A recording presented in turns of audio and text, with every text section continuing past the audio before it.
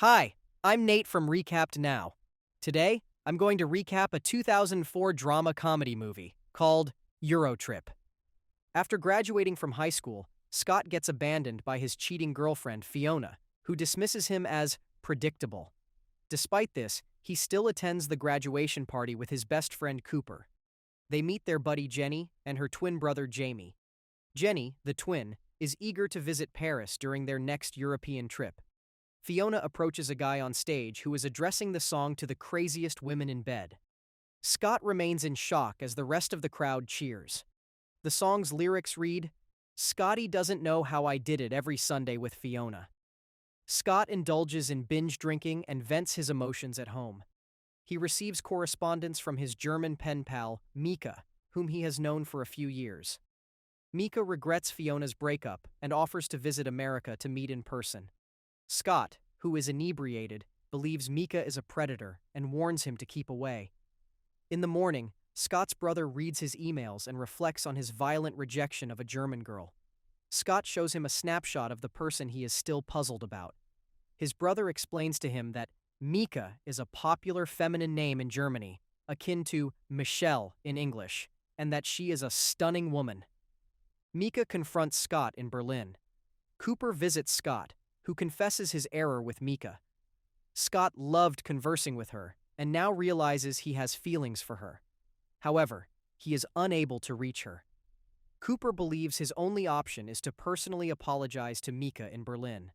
Scott initially refuses to participate, but when Cooper mentions Fiona, he becomes enthusiastic.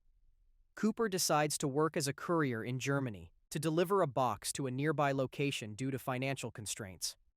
Due to a lack of packages to Berlin, they choose for tickets to London instead. Cooper claims he is focused on one thing during the flight: European babes. There's also intercourse.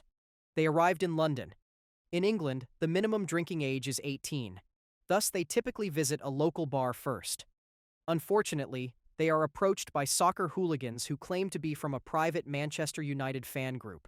Scotty mentions that they are Manchester fan club members from Ohio.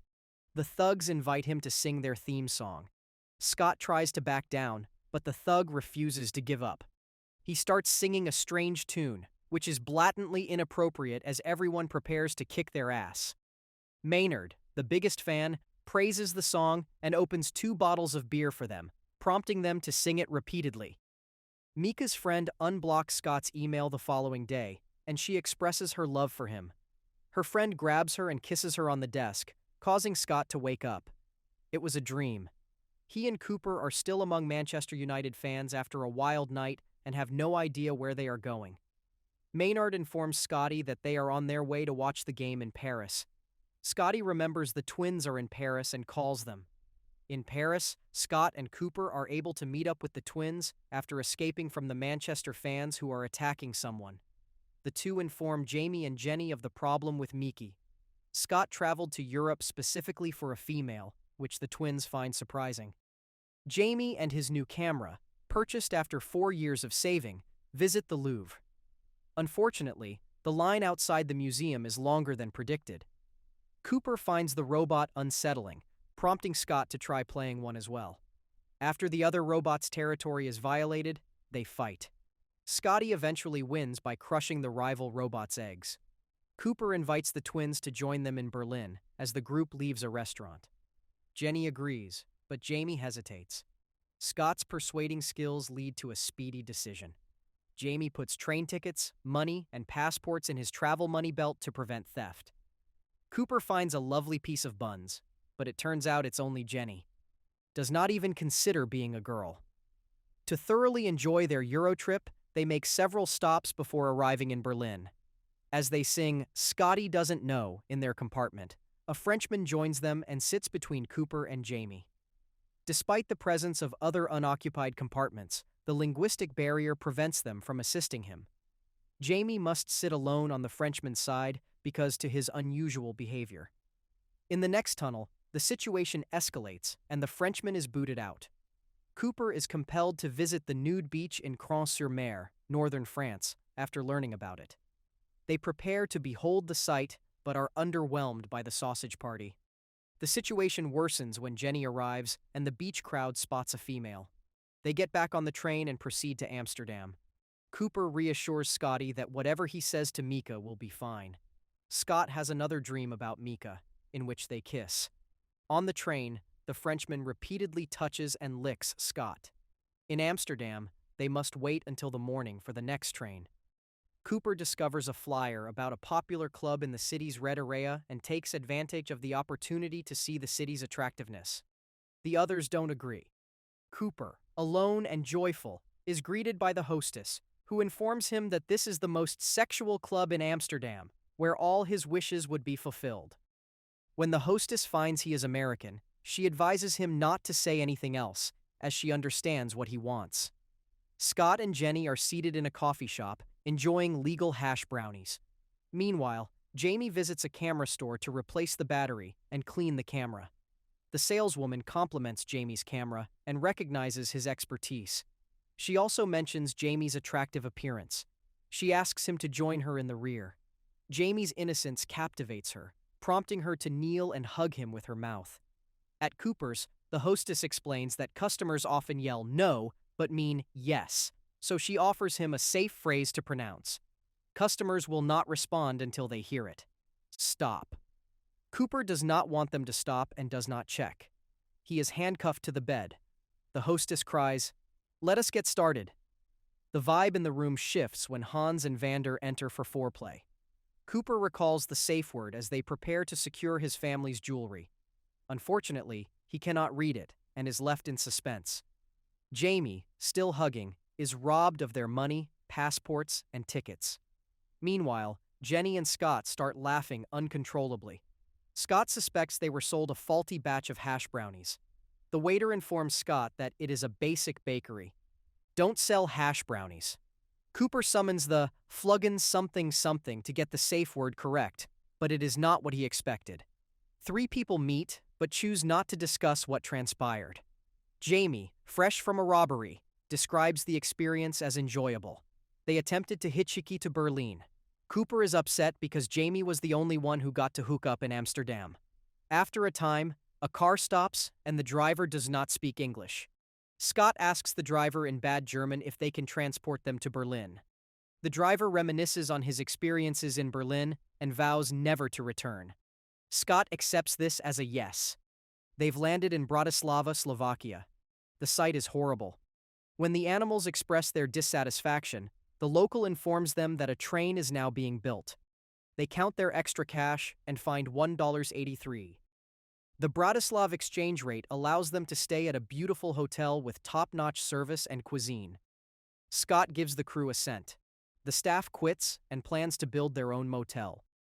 With the remaining 27 cents, they go to a neighborhood bar where the song "Scotty Doesn't Know" is playing. Cooper pursues Jenny, but she has a romantic interest in Christoph, whom she met in Paris, sees her, and is astonished to find her in Bratislava.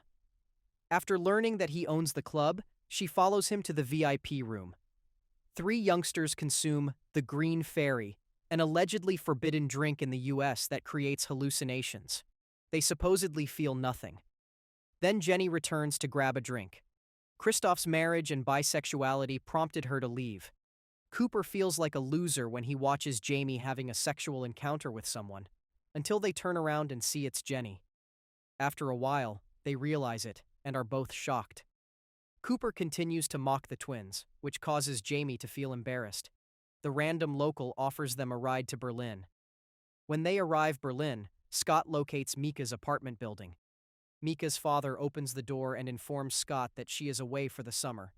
He explains that his daughter had planned to visit friends in America, but changed her mind a few days before. Scott realizes he is the reason. Mika's stepbrother is a bit shady. The father informs Scott that Mika is attending a summer program in Rome and will board a ship tomorrow. Then she will be unavailable until the end of summer. Scott advises his buddies to contact their parents for assistance in returning home, but he is determined to reach Rome at whatever cost. Jamie displays a large sum of money on the table and announces their trip to Rome, having sold his camera. They take off quickly for Rome. Mika is accompanied by a tour guide. After verifying Mika's schedule, the group arrives at the location, but the guards refuse to let them in, as it is only open to private tour groups. Jenny informs them that they are a private group too. Scott, a crippled child, is accompanied by Jamie, and the trio is allowed entry. Inside, Jamie is halted by a security who informs him that one of their guides has called in ill and requests that another group be accommodated. He excels due to his geeky nature. Scott and Cooper are searching for Mika, who is one story above them. Mika's guide explains that when a pope dies, a rope tied to the San Marco bell is rung to alert Rome. Scott and Cooper are hot on their track. Cooper pulls on the rope, causing them to enter the restricted area through the incorrect door. As the bell sounds, people begin to pray, believing that the Pope has died. Cooper discovers the Pope's hat in the restricted chamber, prompting Scott to caution him. Cooper slaps a hat onto Scott's head. He accidentally sets fire to his hat and then throws it into a fireplace. The white smoke from the hat indicates a new Pope has been elected. This occurs immediately after Mika's group leaves the chapel. As smoke fills the room, Scott attempts to open the window. He notices Mika among the crowd. Scott emerges from behind the curtain and summons Mika to the balcony. Scott begins to play along with the throng, who believe he is the next pope and cheer. He's even in the news. After calming everyone down, Scott yells for Mika, removes the drapes and cap, slides down the banner, and races towards her, but is stopped by guards. Scott and Cooper are in major trouble. During the incident, members of the Manchester United fan club arrived and requested that the guards not interfere with their friends. Scott finally confronts Miki about his affections for her, revealing that he went across Europe to be with her. She is speechless. They are finally able to massage each other in a confession booth. After a long time, they come out, and she still cannot believe he came for her. She asks him to keep writing to her, and he agrees. Jamie was praised by one of the people he guided and offered to visit all museums in Europe. 3 individuals returned to the United States from the airport. Cooper had a nice time in Europe, but did not hit on any of the girls. However, he did hit on Jenny. 3 months later. Scott moves into the dorms. Cooper, who is now dating Jenny, inquires about Scotty during a phone conversation. What does the new roommate look like? Mika knocks on the door of his room. She was assigned to the same room owing to a mistake over her name. Scotty and Mika share a bed while Cooper phones Scott on an open phone line.